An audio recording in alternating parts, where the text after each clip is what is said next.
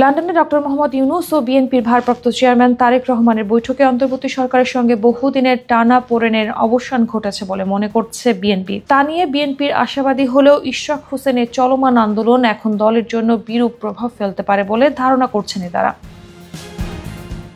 17 June রাতে বিএনপির জাতীয় স্থায়ী কমিটির বৈঠকে এই আলোচনা স্পষ্টভাবে উঠে আসে। বেশিরভাগ নেতা মনে করেন আগামী জাতীয় নির্বাচন ইস্যুতে ফলপ্রসূ বৈঠকের পর ইশরাক হোসেনের এই আন্দোলন থেকে সরে যাওয়া উচিত, আন্দোলন বন্ধ করা উচিত।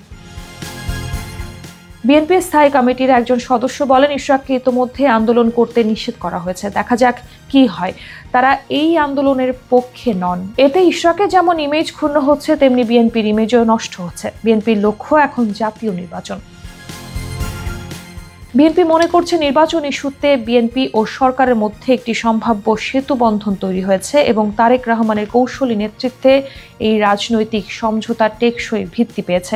এমন পরিস্থিতিতে ইশরাকের শপথ সংক্রান্ত আন্দোলন পরিস্থিতি ঘোলাটে করে তুলতে পারে বলে মনে করেন দলের একাধিক শীর্ষ নেতা। বিএনপির স্থায়ী কমিটির সদস্য ডক্টর খন্দকার মোশাররফ হোসেন গণমাধ্যমকে বলেন, এটা বিএনপির কোনো সিদ্ধান্ত নয়। ইশরাক ঢাকাবাসীকে নিয়ে এটা করছে, বিএনপির মধ্যে এটা নিয়ে কোনো সিদ্ধান্ত হয়নি। রাজধানীর গুলশানে বিএনপির চেয়ারপারসনের রাজনৈতিক কার্যালয়ে অনুষ্ঠিত এই বৈঠকে লন্ডন থেকে ভার্চুয়ালি যুক্ত হয়ে সভাপতিত্ব করেন তারেক রহমান।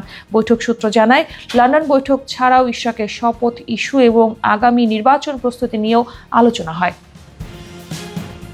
লন্ডনে ডক্টর মোহাম্মদ ইউনূসের সঙ্গে বিএনপির ভারপ্রাপ্ত চেয়ারম্যান তারেক রহমানের বৈঠকের পর দেয়া যৌথ বিবৃতিতে বলা হয়, সব প্রস্তুতি সম্পন্ন করা গেলে 2026 সালে রমজান শুরু হওয়ার আগের সপ্তাহেও জাতীয় সংসদ নির্বাচন আয়োজন করা যেতে পারে। সেক্ষেত্রে সেই সময়ের মধ্যে সংস্কার ও বিচারের বিষয়ে পর্যাপ্ত অগ্রগতি অর্জন করা প্রয়োজন হবে।